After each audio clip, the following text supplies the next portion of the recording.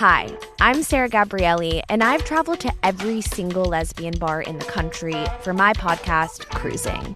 Each episode of Cruising features a different space and tells the stories of the humans that run it and the humans that call it home. You can listen to Cruising on Apple Podcasts, Spotify, or wherever you get your podcasts. Season 1 and 2 are available now, so be sure to binge them before Season 3, which will go beyond the bars to queer bookstores, farms, peace encampments, and more, premiering February 4th. Hi, this is Rob Benedict. And I am Richard Spate. We were both on a little show you might know called Supernatural. It had a pretty good run, 15 seasons, 327 episodes. And though we have seen, of course, every episode many times, we figured, hey, now that we're wrapped, let's watch it all again. And we can't do that alone, so we're inviting the cast and crew that made the show along for the ride. We've got writers, producers, composers, directors, and we'll of course have some actors on as well, including some certain guys that played some certain pretty iconic brothers. It was kind of a little bit of a left field choice in the best way possible. The note from Kripke was, he's great, we love him, but we're looking for like a really intelligent Duchovny type. With 15 seasons to explore, it's going to be the road trip of several lifetimes. So please join us and subscribe to Supernatural Then and Now.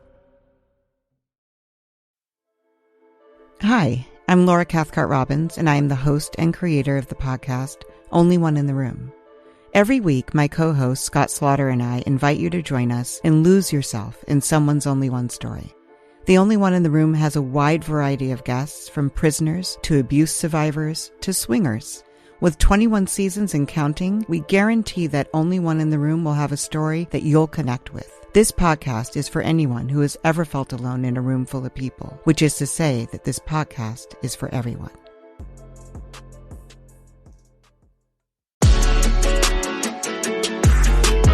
Welcome back. So sorry about that. If you've ever heard of this thing called the news, I feel like you'll know where we've been. Yeah.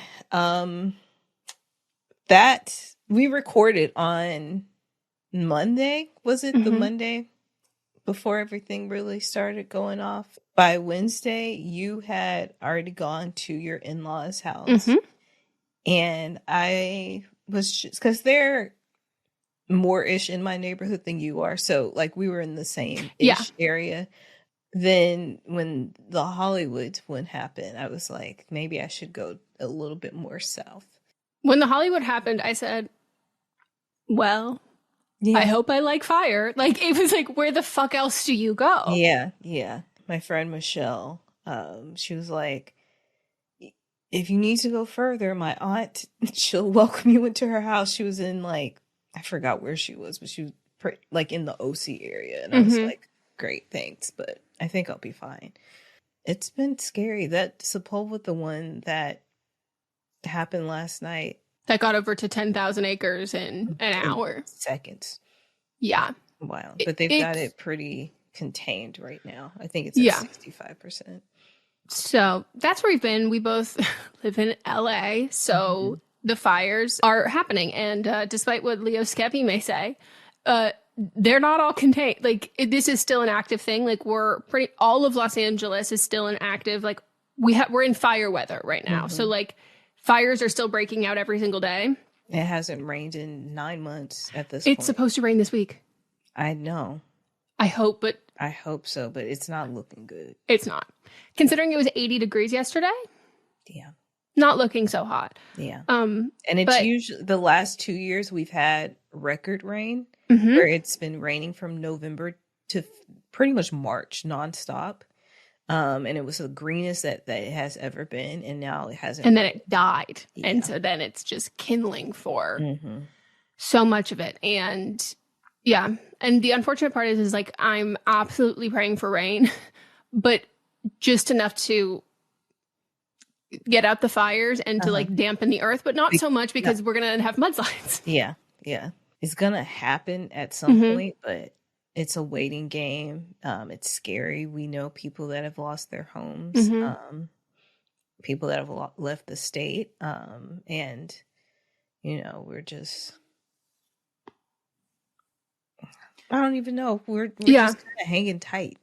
Yeah. It's rough. And I think a lot of people view this through the lens of like social media, quote unquote, news, where it's like, if you're not here, you like the news. Yeah. The news is going to tell you that Leighton Meester's house burned down. The news isn't going to tell you. They're going to talk about these multi-million-dollar homes. Also, a lot of the news anchors in LA are LA locals. And depending on what network they're on, there's a lot more that are, some networks are a lot of people from the West Side, which is the Palisades fire. And other networks are a lot of people from the East Side, like Easton fire and downtown area and all of that kind of stuff. So if you are only seeing certain clips, the stuff that goes viral is like celebrity stuff. And like, you know, if you say that you don't care about the people who are rich who can just rebuild. So like, you don't care if their house is burned down. Cool. They have staff. They have employees. Those employees, their houses are near the fire. Air quality. People, like, we're about to be a fucking mesothelioma ad in a couple. Like, it's just, it's affecting everybody from all tax brackets, whether or not their homes burn down or not. But I can promise you, people from all tax brackets, homes burn down. Yeah. And like, as someone who grew up in a very affluent area, Marin County, incredibly fucking rich, I did not grow up with Marin money because my dad is twice the age of all of my other like friends' parents. He bought that when it was like a plot of land for a couple $1,000s decades and decades and decades ago. And, you know, the house has absolutely no value, but the land has value over time. And like, if that house burned down, there's no way we could have bought a house in Marin ever, even just based on the value of the land. Yeah. There's also apartment buildings that were burnt down. There's also schools. There's libraries. So not only like have people lost their homes, a lot of people have lost their jobs as well. And it's sad. It's really sad. Like people who lost their homes and then lost their schools and then have to go to a different school than all their friends that they like, and they're having to like divvy that up. And it's just like, it's so sad and so devastating. So I feel like everybody knows that that's where we've been. And also because I had to evacuate too and hang out with my adorable niece. Of course I got sick because that's what happens, but she's very cute. So she put a bunch, she was eating mushrooms for dinner the other night and she just started stacking them on her head. And unfortunately, it is my fault because as a joke, I always put things on my head and I go, is that a hat? Because she can say hat. And then she goes, hat. And I go, no, it's not a hat. And so now she'll put anything on her head, including food, and say, hat? And I say, no, it's not a hat. So sorry. And that's your influence. It is. That is actually truly my influence. That and Yaya. Every time I put it on, they're like entranced by the, just, they completely, they change how they dance. Like they're silent. They're like so in the groove of it. But yeah. Ladies and gentlemen. What are you doing? What do you mean? Just keep it simple. I'm making the promo. Just keep it simple. Just say, hey, we're the Brav Bros. Two guys that talk about Bravo. Ladies and gentlemen, boys and girls, we're the Brav Bros. No. Oh. Dude, stop with the voice. Just keep it simple. I've seen promos on TV, dude. This is how you get the fans engaged. This is how you get listeners. We're trying to get listeners here. If we just say, oh, we're two dudes that talk about Bravo, people are going to get tired of it already. We need some oomph. All right, then fine. Let's try to do it with your voice. Brav Bros. Good job. Contained herein are the heresies of Radolf Buntwine, erstwhile monk turned traveling medical investigator. Join me as I study the secrets of the divine plagues and uncover the blasphemous truth that ours is not a loving God, and we are not its favored children. The heresies of Radolf Buntwine, wherever podcasts are available. If you are caught up in the Barbenheimer frenzy, if you love ranking the Mission Impossible films, if you are just an all-around movie fan, I have a podcast for you. Hello, I'm Amy Nicholson. I'm a film critic who writes for the New York Times, and I am also the co-host of Unspooled, the ultimate movie podcast. Each week, my co-host Paul Scheer and I unspool famous films to see if they're truly all-time classics. From the original 1984 Karate Kid to Children of Men to more recent pictures to Dune, yes, to Citizen Kane, we cover it all. Listen to Unspooled wherever you get your podcasts. Have you watched the Cameron Diaz, Jamie Foxx movie yet? Not yet. Melissa, it's the greatest movie I've seen in years. I know, you told me. I've been on a very strict writing deadline, and we'll talk about that later. But yeah. You'll love it when you see it eventually. I watched his while I was going through my clothes and things. I watched his stand-up special. It is different than what I was expecting. It is funny, but also dark. a tearjerker.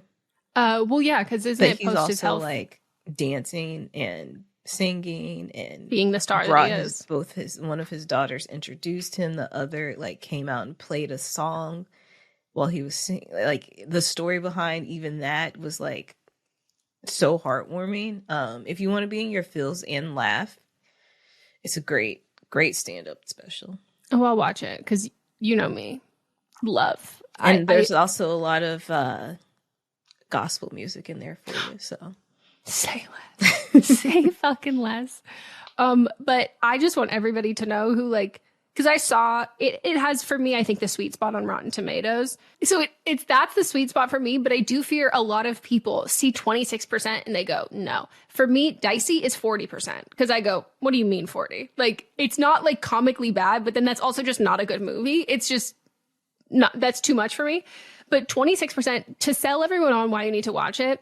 It is Spy Kids. That's what this movie is. It is like Spy Kids, and I love it. Oh, and then Mott's and I watched Spy Kids again. And he was like, he hasn't seen it since he was a child. And he was like, this movie is so weird. And I was like, I don't think it's weird. And I like couldn't wrap my head around it until he's like, Megan, there are thumbs who have a head that's a thumb and they have two arms that are thumbs and then two legs that are thumbs. And they're wearing like, I think almost no pants. They might be wearing pants, but then they're wearing just red little crop tops. And they're like fighting people. And then there's also robot, like demonic children. And I was like, I guess if you put it that way, it's like kind of, I guess it's a little off kilter, but it's so good. And I can't wait for everybody to watch it, but I think you'll really like it. And that's even a good, like, I don't want to like slander it and say it's a good background movie, but it's like a very good, it's an action movie without, like, you could watch it, like, you can still unwind with it. Like, it's very funny. I got it. I'm definitely gonna watch it. I've been enjoying their press interviews and stuff, and you know that I'm limiting my Netflix access for certain chunks of time. So currently on Netflix, I've watched a lot of my old lady movies, more of them. Ooh, which ones? You're gonna hate this, but 80 for Brady. Melisa. It was so good though. There's no way. It was so. First of all, you've got. Let me just talk about this cast. It is Rita Moreno, Jane Fonda, Sally Fields, Lily Tomlin. Harry Hamlin is also in it. Oh, I do love a Harry Hamlin moment. Billy Porter is there. Like, who the fuck does Billy Porter play in this? This rich man that Rita Moreno goes and they play poker together. It is so good. I'm not joking. This movie I'll watch it. Like, I feel like it is a movie you would like. Guy Fieri is there. Oh, okay. I'm sold. Marshawn Lynch is there. Like, Retta is in there for a second. It's so good. Like, okay, I'll watch I was it. surprised because I didn't want to. I wanted to like it for them. Tom Brady is just kind of there, like, as like. Oh, he's in it? But like more like a little voice in a head for like maybe he was in the movie for 5 minutes total. Okay. Not really there. He is like absolutely devoid of any charisma, and anytime he keeps getting commercials, I'm like, get this man not off my screen. Directly to anyone, so it helps because he'll just like pop up like on a TV screen, but it's more like in the head of somebody. Okay. I really enjoyed that film. Really enjoyed it more than I expected to. It was better than some of the, because I'm watching a lot of ones with her and with Jane Fonda, and it's like Jane Fonda and Lily Tomlin and Sally Fields. Diane Keaton like are all swapping between these movies, and they are like they mix and mingle too, but then like she'll take one of them will be with the other. Mm-hmm. Yeah, so I'm having fun with it. What else did you watch see? Book Club? Because that fits right in. I did watch Book Club that same day. I saw that in theaters, so I really can't be talking shit on 80 for Brady. Right. We've got a lot of the same people in it. We've got Jane Fonda and I Diane think of Keaton. it as like white older women's version of Girls Trip. Like that's like the same kind of movie. Candice Bergen's in that one, and Mary Steenburgen. Also, I've got on the list to see the second one as well. Oh, there's a second one. Yes, I gotta watch that. You gotta watch it. Had a lot of fun with that one too. Still, 80 for Brady was, but in my opinion, a better movie. But I enjoyed both of them. I forgot I need to mark Book Club off my list of things that I watched. Please put this on your Letterboxd. Oh, I have. It's up. You should look at my Letterboxd because I have it's like watching a sequence of like these are all the same genre. Yes, movie is I need so you to funny. go to my Letterboxd. What's right your now. username again? It's my name but backwards. Oh my so God, it's hard to put in. Melisa. Hold on, let me just copy and paste it for you. I need to work on some of my reviews. I haven't done reviews in a while. Oh my God, your recent activity is fucking hilarious. Oh, I haven't put 80 for Brady in here. I gotta put it in. Was it the way that like there's not a single name? Like all of these movies are almost even named white old woman names. Yeah. Barb and Star, Thelma, Mac and Rita. And you got Book Club. Oh my God, this is so funny. And I've just started doing a Letterboxd like at the end of this year. The reviews, good. Kick ass, good. You got to make your top 4 movies. What do you think yours would be, your top 4? It doesn't have to be like I'm sure you've seen people who do like the Letterboxd interviews and stuff. Yeah. And like, you can give the stipulation of like, this would be the current favorites, not like all time, or can be all time. Mean Girls. Mm-hmm. The Game. The movie, The Game, not the TV show, of course. Set It Off, which you need to see. Writing that down. Set It Off. That's the one with Queen Latifah and Jada Pinkett. Yeah, I do. Oh, yeah, it's already my watch list. I don't know what that fourth one is. We'll come back to it by the day. Okay. Mine has like such a consistent theme because like you could put Interstellar in mine, you could put Spy Kids in mine. Like I love those movies like hard, but mine are like so me. By the way, not a single boy in the poster of a single one of these. Drop Dead Gorgeous, Uptown Girls, Josie and the Pussycats, and Saved. And like I actually could have guessed that. Yeah, I feel like it's so, and like when you look at it and it's like, oh yeah, it's so me. Fourth is Notting Hill. Oh, I don't think I've ever seen Notting Hill. It's good. It's in a lot of people's. I should put that in my watch list. Rom-com movie. It's got that guy, right? Hugh Grant.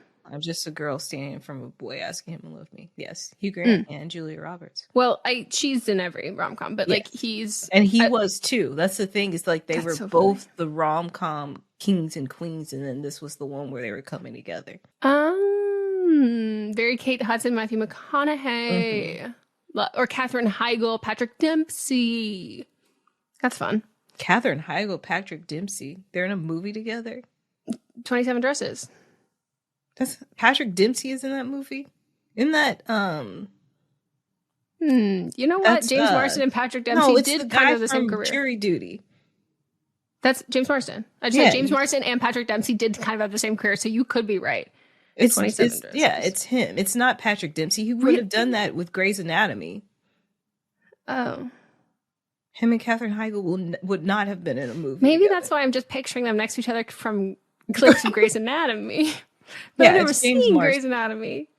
So I did assume that they did a rom-com. You know what? That makes a lot of sense. Okay, you know what? You're entirely right. Yeah. They have never done a movie together. What they are known for, you'll never believe this, Grey's Anatomy. Yes. Might be. But James Marsden and Patrick Dempsey do have very similar, like, I think they're kind of interchangeable in a lot of the movies they'd been in at that time. Like they were in very similar fonts of like same kinds of movies. Yeah.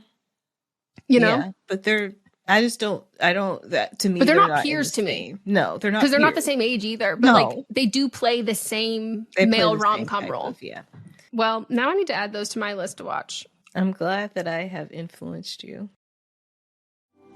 Do you love Disney? Then you are going to love our hit podcast, Disney Countdown. I'm Megan, the magical millennial. And I'm the dapper Danielle. On every episode of our fun and family-friendly show, we count down our top 10 lists of all things Disney. There is nothing we don't cover. We are famous for rabbit holes, Disney-themed games, and fun facts you didn't know you needed, but you definitely need in your life. So if you're looking for a healthy dose of Disney magic, check out Disney Countdown wherever you get your podcasts. Bitches on Comics is a bi-monthly interview podcast where we talk to the coolest LGBTQ plus folks and women in comics and pop culture. Our unique perspectives and welcoming nature have earned us the honor of being named a best comic book podcast by Book Riot, Screen Rant, The Mary Sue, Comic Book Herald, and Comic Book Couples Counseling. Bitches on Comics is hosted by moi, Monica Estrella Negra, filmmaker, writer, and co-founder of Audrey's Revenge Film. And me, Essie Fleenor, comic and pop culture nerd and culture critic with writing in The Independent, Vice, Electric Literature, Star Trek, and so much more. We're also both voting members of Gallica, the Society of LGBTQ plus entertainment critics. Join Bitches on Comics for in-depth, hilarious, and heartfelt conversations with the likes of Stephanie Williams, Leah Anderson, and the late, great Rachel Pollack. Listen to Bitches on Comics on Apple Podcasts, Spotify, or wherever you get your podcasts. Or tune in at bitchesoncomics.com. New episodes every other Wednesday. I'm Brennan Storr. I'm Paul Bestall. We're the Ghost Story Guys. And every 2 weeks, we explore first-person stories of encounters with the paranormal from all around the world. Then we have some fun reacting to those stories. We like to say our goal is to scare the hell out of you, then make you laugh. Belief in the paranormal is not required. All you need is a love of great storytelling and curiosity about the world around you. Come find the Ghost Story Guys on Apple Podcasts, Spotify, and everywhere else fine podcasts live, or at ghoststoryguys.com. I have a long list of random ass movies that I could watch. Okay. What do you want to watch? Hard Truths, which I don't even remember what that was, but I think I saw it on TikTok. Okay. Red One, which I still haven't watched. It's great. The Last Days of Ptolemy. Don't know what that is either. I put 666, but I know that's not the name of it, but the Tyler Perry movie. I know what you mean. I don't know what either, but I knew what I meant enough. when I wrote that. Harlem Nights, The Harder They Fall, Dolomite Is My Name, Waiting to Exhale, which I've never seen because I wasn't allowed to see it while I was when I was a child. But are you familiar with this film? I'm familiar with the memes and the photos. Mm-hmm. I know the outfits. I know the memes. I've never seen it, though. Forrest Whitaker. Okay, I think that's my watch list. Did you not see the stars? No. I know the memes. I know the outfits. I know the girls. These are actual beautiful gowns. Boomerang, the Power Ranger movie that came out 2 years ago. I'm sorry, there was one that came out 2 years ago? Yes. With who? Some of the old ones, but like people, not I don't know. Becky G. She might be in there. Okay, do you mean the one that came out in 2017? No, there was one that came out 2 years ago. Melissa, what? What's it called? I don't know. Oh, is it animated? No. Oh, Melissa, I think this is made for TV. It was a Netflix movie. It was on Netflix. Okay. A Mighty Morphin reunion. Morphin is that a word they've coined? Mighty Morphin Power Rangers is with an N. Like morphing is okay. Mighty Morphin reunion, 30 years in the making. After tragedy strikes, an unlikely hero takes her rightful place among the Power Rangers to fight off against the team's oldest arch nemesis. Yeah, I will say from the photos alone, this is Power Rangers, a midlife crisis. Well, but the thing is they like invited some of the OGs back, and my favorite, the Pink Ranger, she was like, this isn't enough money, and said no. Well, yeah, it doesn't look like it's a lot of money. But Netflix was behind it. And also, this franchise, it makes so much money. They could have paid her if they wanted to. Oh, they could have. Yeah, no. Yeah. I'm saying I don't doubt that they didn't offer her good money. Yeah. Poetic Justice, which I've seen, but I was a kid, and I was like, I need to see it as an adult. The 2023 Power Rangers has 78% on Rotten Tomatoes. Because it's a lot of nostalgia. And this is the craziest ratio, but it has 5.7 on IMDb. That's like such a reverse typical ratio. Wow. Damn, I gotta get me in Power Rangers. Those fans are like, I'll love no matter what. Yeah. I love that. Poetic Justice, which I saw as a child, but I want to see it as an adult. Princess Bride, I also saw that as a child. Oh, me too. Amelia Perez, I didn't have any interest in seeing this until it won all the awards, and I was like, I guess I gotta watch it now. No, you really don't. I literally saw a billboard of it, and I was like, what is that? And then it won. Look, Megan, just because I don't need to see it doesn't mean I just don't need to see it. I just, the way that here's the issue is you don't watch trailers and you don't want to know anything about the movie before going into it. And like, knowing what I know about Amelia Perez, like, it doesn't sit, I'm bursting at the seams to be like, you have no idea what you're in for. Love it. It was nominated, it almost broke the record for Oscar nominations, which is crazy. Yes. People hate this movie. I understand that, which is why I have to see why. Okay. Can I give you, it is a musical, by the way. I'm aware. Okay. I know because it beat freaking Wicked for everything. Yeah. Joyride, which I've been wanting to watch, but it's been on Stars, but it recently moved over to Netflix. So, happy about that. Baby Girl, which we've already talked about. I want to do it as a double feature between Baby Girl and Eyes Wide Shut. Gotta get both of them. All right, what about if you throw in the one with Julia? Is it Julia Moore? It's one of the redheads and that kid from Riverdale. That Natalie Portman's also that's based on the real life story. No, but all of these are loosely based on, aren't they not? Is this one not? This is different. Because I was going to say it's. Then I would do, what's the other, the Anne Hathaway Netflix one. Was based on the real life story when he was an underage child, so I don't want Oh, no, not that one. Then the Anne Hathaway one where she dates the Harry Styles. But the important part of this is that both of these movies, when I do the double feature, they're both Nicole Kidman movies. They need to both be Nicole Kidman being a freak. And but sometimes Anne Hathaway, as a freak, she does it in a Nicole Kidman kind of way. Like, it's kind of Nicole Kidman coded. She's like being She's a little not freak. even, that's more just like a romantic movie. I want to see ass whippings. I want to see fingers in mouths. Well, I guess I don't know if that Anne Hathaway's and that's not doing going to be an Anne Hathaway movie. I need a freaky Nicole Kidman movie. Hey, Anne Hathaway wanted everyone to know that, like, she fucks. Do you not remember that interview? Yes. And she was like, no, I fuck. So I don't know if you'll see that in that movie, but you're right. But I love that for you. I will not be seeing Baby Girl. I love the font. I love the picture. I think the poster's gorgeous. I will not be seeing that. I will also be seeing the Happy Time Murders, which I feel like that is up your alley too. It kind of went under the radar, and I don't know what happened. Is Happy Time one word? Yes. Once it pops up, you'll be like, I need to see this movie if you haven't seen it. Of course I need to see it. It's Melissa McCarthy. Is this With a Henson? Puppets. It's the Hensons? Hey, I know them. No, I think they got sued because it looked too much like Henson stuff. Directed by someone named Brian Henson. That's a little confusing. Really? Brian Henson. No, he is. He's a chairman. Okay. He might have gone, maybe someone else from it doesn't like it. 2.2. That's a perfect movie for me. Oh, and Elizabeth Banks. Joel McHale. Maya Rudolph. Yeah. The guy from The Office? The film was first announced in 2008 by the Jim Henson Company, the production company of the Muppets creator Jim Henson.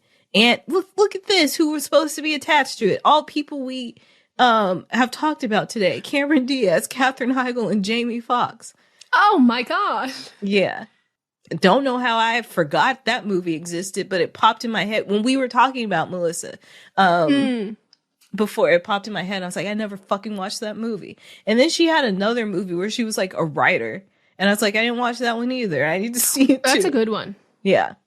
And then I put Spy. I was like, I need to watch that again. And Love and Thunder as well. Yeah. And then I've got Book Club next chapter. And we're gonna be rolling. I got to go through all the ones that are Netflix first, and then circle back elsewhere.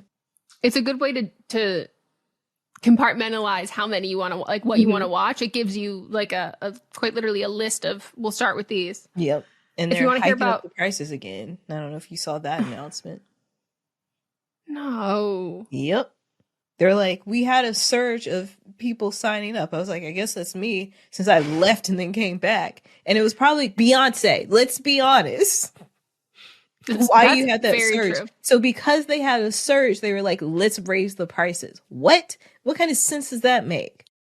Hey, do you like true crime? Me too. And I know what you're thinking. There's so many true crime pods out there, you've already heard all the stories. Well, what if I were to tell you you're wrong? I'm Leroy Luna, the host of Excuse Me, That's Illegal, the podcast that takes a hardcore look at softcore crime. I've got a back catalog of hundreds of bizarre and hilarious stories just waiting to be heard by you. So come join me. Excuse Me, That's Illegal is available anywhere you get your favorite podcasts, with new episodes dropping on the 10th, 20th, and 30th every month, baby! What's up, everyone? It's Noah Daniels. Hey, y'all, I'm JJ. Hey, guys, it's Kat. And we're your hosts of the Real Hauntings podcast. We bring on guests to share their first-hand encounter ghost stories and supernatural experiences. Now on to the trailer. I've been warned to not tell this story, but I think because of the way it ends, it's okay to tell this story, because some people say that with certain entities, to like speak of them or talk about them or in any way like portray them as powerful will attract them to other people. The creepiest thing about it to me is a lot of times it would wait for me to notice it. Like it would just lay its arm out like this, and then I'd be like, where is it? Where is it? And then I'd see it, and then it would just slither back. For more information on the Real Hauntings, Real Ghost Stories podcast, make sure you check out real.fm to learn more about our podcast and many other amazing podcasts. So on my list is, some of the noms. A Real Pain. I do want to watch A Complete Unknown. Mott's is not that into it, but I do want to see the Bob Dylan, Timothy Chalamet. I want to see it for him. You guys, I'm becoming a Chalamander. I know you are. I can it. see it slowly creeping in. And I've been waiting for you to admit it because I didn't want to say it because then you would be like, no, I'm not. Am I getting it in a sexual sense? No. Am I getting it in a Riz sense? Totally. I do have questions though, because this man was not displaying this level of charisma when you all were lusting after him. Yes, he was. You just had blinders on. I told you. I've seen him years ago, and I was like, I get it. Xbox controllers. No, I get it. I get it now. Gladiator. Are you gonna watch SNL this week? Oh, Mott's and I are. We've been on our SNL game. We skipped Dave Chappelle, but like we've been every time we're watching. Usually not the full. We've actually got more into watching the full episodes, and usually for the last couple of years, it's not been full episodes. I did see a couple of the Dave Chappelle skits because I didn't know when I started watching it. Dave Chappelle, that balloon popping one they did was so good. I had to pause it and I said, "Mott's, you don't know how niche this reference is. This is so good." Like, and I go, nailed it. I literally pulled up to Mott. I was like, Mott's, pause. And he goes, what? No, I mean, the concept's funny. I go, no, you have to know how niche this is. And I was like, the fact that they are following her as she slowly walks to each contestant like she does in the videos, I was like, this is insanity. And like the fact that they're editing it like that, which is really long pauses. We're not doing speeding through. I was like, this is so fucking funny. And I'm like, I love that I have the same algorithm as one of these writers, at least one.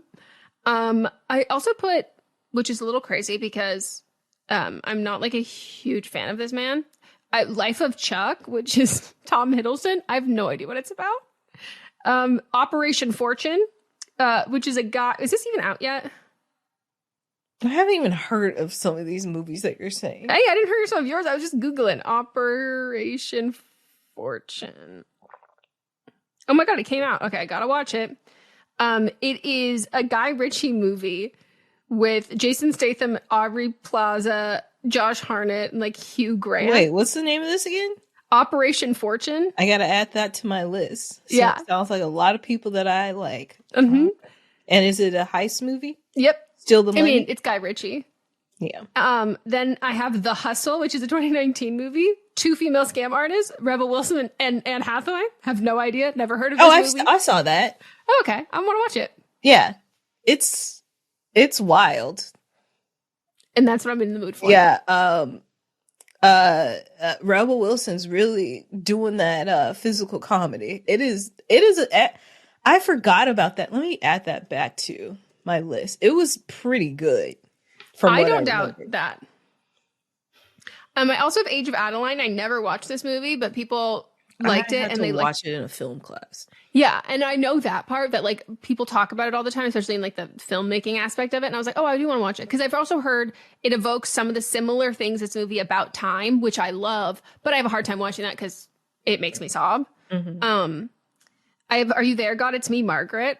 I just never saw it. Wanted to watch it. Yeah, when they played the trailer, what movie were we seeing? And they played the trailer. I think they played it in the gotta picture. See this, and I was like, okay. No, they played it before everything, and I said, sign me up. I'm there. How to Blow Up a Pipeline.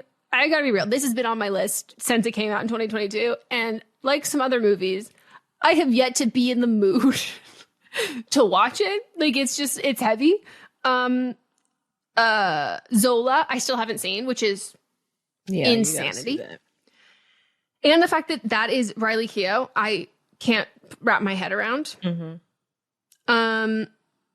What is this? Oh, American Animals. It's a heist movie starring Evan Peters, Barry Keoghan, and some other random people. Oh, I can get rid of this because this movie was bad. The Gentleman, I hated that. Set It Off is on here. Civil War. Boogie Nights I've never seen. Watchmen. Oh, I've never seen Boogie Nights either. There's a lot of stuff like from the 90s that I wasn't allowed to see. Yeah. That I always wanted to see. You know what I've never seen? That I don't think I was allowed to see because I don't know. Slumdog Millionaire. I feel like you should have been allowed to see Me too. I don't know. I think I used to get it confused with the boxing movie, $1 Million Baby, which that makes sense. If I'm not allowed to watch Powerpuff Girls, I don't think I'm allowed to watch real humans fighting. American Fiction, I still haven't seen. The Craft, I haven't seen. Well, yeah. The people of this podcast didn't vote for it. So, I know. Well, they did. It was just neck and neck. I want to see Wonka. Because you're a Salamander. You can't see it without. Oh, you can't be a Salamander till you watch Wonka. You know, that's true. I can put this on my watched list now. I did watch The Lost City with Channing Tatum and Sandra Bullock. I think that's on my list too that I didn't. I loved it. My list? Yeah, it's there too. Mamma Mia 2, Red, White. It's between Red, White, and Royal Love Blue. and Thunder and Book Club Next Chapter. Like, it's so funny to scroll through to like my movies that are all collectively no way they have more than 30% on Rotten Tomatoes, and then you have like The Da Vinci Code, Brooklyn. You have like movies that are like award-winning, well-renowned, or like Annie Hall, but is next to, by the way, Zombieland, which I still have never seen. And I gotta see Annie both Hall. of those. I mean, not Annie Hall. Annie Hall is the movie I was watching with that boy that I was telling you about that I was in my like class and I had no interest in him, and then he grabbed my face and kissed me. That guy, we were watching Annie Hall before. It was not a sexual movie, but no, it's nasty Woody Allen. I know. And then but it's got Diane Keaton in it. Yeah. And then I've got like next, like The Theory of Everything next to, but I'm a cheerleader. So, you know, I think The Theory of Everything was good. I think I would like most of these. And I still have never seen The Social Network. That's like such a me movie. You should very much watch it now. I know. So that's really what and I have the original Twister on here, Inside Out 2. A lot of my watch list right now is really to focus on building the only list I have on Letterboxd, which is Steal the Money movies. It says heist movies, but there's girlies and glamour. That is my description of it. And as of now, it is just all of the Ocean's movies. 21, Catch Me If You Can, Now You See Me 1 and 2, Kaleidoscope, Dumb Money, and National Treasure 1 and 2. And as someone who loved the sequel, I do want people to know that I low-key think National Treasure 2 is better than the first one. Okay. It's so good. Oh, well, I'll add that to my... Oh, I have to add the Jamie Foxx one. Back in action. There are some other things that I've watched, but we're going to off mic about them. And one of them was with somebody that we loved, and I do not want to slander them. I love when that happens. Because, like, this is what we should do. We should filter. That is that's the point. Okay. Well, that is it for our Fizzing Friday. We hope you enjoyed. And guess what? See you next Tuesday. Very similar vibe. Very similar vibe. We did not record an episode the last time because we were going to turn around and record it. And then we were like, and then the stuff happened that we talked about at the beginning. So then it didn't happen. So we hope you all enjoyed. Stay safe. I hope to God that we're like, I still have a go bag packed. I really want to get to a place where I don't. Mm-hmm. So, you know, I'm hopeful that there will be hopefully no more blips in our upload recording schedule, not upload schedule, because like you're still getting old episodes. But yeah. Oh, anyways. Before we close this out, let me read, since we're speaking of those things. This is from one of the old episodes. I'll bleep out who this is from, but if you're on the Patreon, you can figure it out. As a lesbian, hearing about fried cum this morning at 7 a.m. was kind of a mind fuck. I low-key enjoyed the chaos. And I said, what the hell are you talking about? Is that? Fried cum? And she goes, the episode you uploaded yesterday, y'all spent 5 minutes talking about fried cum. What is wrong with us? The last time I listened to this was when it aired the first time. Past Melissa is not responsible for present Melissa, and present Melissa is not responsible for past Melissa. I do not know what this is about. We're disgusting. We are absolutely nasty. That's horrible. Why would we do that? I don't know. Why are we like this? I don't know. Melissa, I have zero memory of it, and now I'm just picturing cum, and it's like a fucking like a castaway frying pan. It was during the pandemic. Oh. And so we can't, there was a lot going on. We were sequestered. We can't be responsible. You were in the video, you were at your old condo, so I know that it was old. And I was in my old apartment, like even before I had moved downstairs. So that was like right 2020. Oh my God. It's like spring 2020. Okay. Yeah. What? And now I have questions that I should be able to answer, but I can't. Yeah. And then I said, and then this person said, just know that I'm truly a straight ally when I listen to the pod. And I said, when this came out, you were bisexual. So, and then I said, literally from 5 years ago. And she said, at the moment, I still thought I was straight. So I said, well. That is so funny. Oh my God. Wow. Oh, how the tables have turned. I said, yeah. That's hilarious. Well, you know, sorry, everyone, or you're welcome. Like, I didn't even know what was in the episode. I think I just found a random one. A lot of those right before the pandemic hit and then early pandemic were fucking crazy. I was reading the descriptions and I was like, what the hell was happening? My favorite is like when you asked me, you're like, hey, there are any ones of whatever pod like that you think we should do for this? And I like said one and you said, this is early pandemic, we look really ugly. I'm not putting we're not putting the video out. And I said, fair, trust your judgment. But then to think about, like, not only did we look ugly, we're saying crazy things. Crazy. At least that one, because it was earlier on, we still looked good. And then those ones when it started getting to October, November, absolutely not. No, it is. We need haircuts so bad. Yeah, we need to see the sunlight so bad. Mm-hmm. That is hilarious. Wow. Well, you know, I guess that's what we can bring you is a whole backlog that you have so much to listen to that we don't even remember all of it. We don't remember. And I have a pretty good memory. So the fact that I blocked that out. Ugh. Oh my God. I'm going to have to go back and listen to that. And I hate that. And I don't want to listen to it. We did that. I will. And here's the thing. Unfortunately, I'm pretty confident I can say I probably said it I don't think you introduced the topic. I might have. sometimes I'll just pull out something for no reason. Yeah, if I see the video, I can tell immediately from the look in your eyes of who's the one who said it. If you got that little like twink, I go, okay, she's in one of those moods. Good God. Well, you're welcome. Maybe we helped you figure out. Maybe that was part of me. I'm so disgusted. I cannot. Maybe a little bit, but no. Yeah, maybe this is a part of. Maybe you have to listen to that episode and they'll put that on the lesbian master doc of like compulsory heterosexuality. How do you feel listening to these two dumb straight bitches talk about frying cum? Does that make you viscerally uncomfortable? Okay, take this 100-page questionnaire.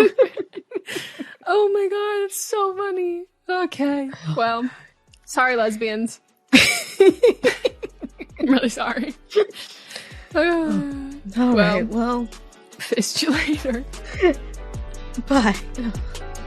This is a Sister Sign production hosted by me, Megan Rinks. And me, Melissa D. Montz, plus Diamond Imprint Productions. Post-production by Coco Lorenz. Production assistance by Melanie D. Watson. Welcome to the small town of Chinook, where faith runs deep and secrets run deeper. In this new thriller, religion and crime collide when a gruesome murder rocks the isolated Montana community. Everyone is quick to point their fingers at a drug-addicted teenager, but local deputy Ruth Vogel isn't convinced. She suspects connections to a powerful religious group. Enter federal agent V.B. Laureau, who has been investigating a local church for possible criminal activity. The pair form an unlikely partnership to catch the killer, unearthing secrets that leave Ruth torn between her duty to the law, her religious convictions, and her very own family. But something more sinister than murder is afoot, and someone is watching Ruth. Chinook, starring Kelly Marie Tran and Sanaa Lathan.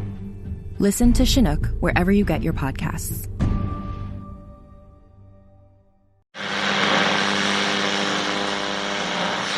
With your long-forgotten name, we call upon you. We call upon you. In the words of the unspeakable language, we call upon you. We call upon you. By the spilt blood of the wicked, who walk upon this world, sprouting the words of false idols, we call upon you. We call upon you. On the land of the dead harvest, that which brings the earth itself into your service, Yamal, we call upon you. We call upon you. We call upon you. We call upon you. Yamal calls upon you. The Sprouting, a Call of Cthulhu actual play podcast by Blighthouse Studio. Find us on your podcatcher of choice.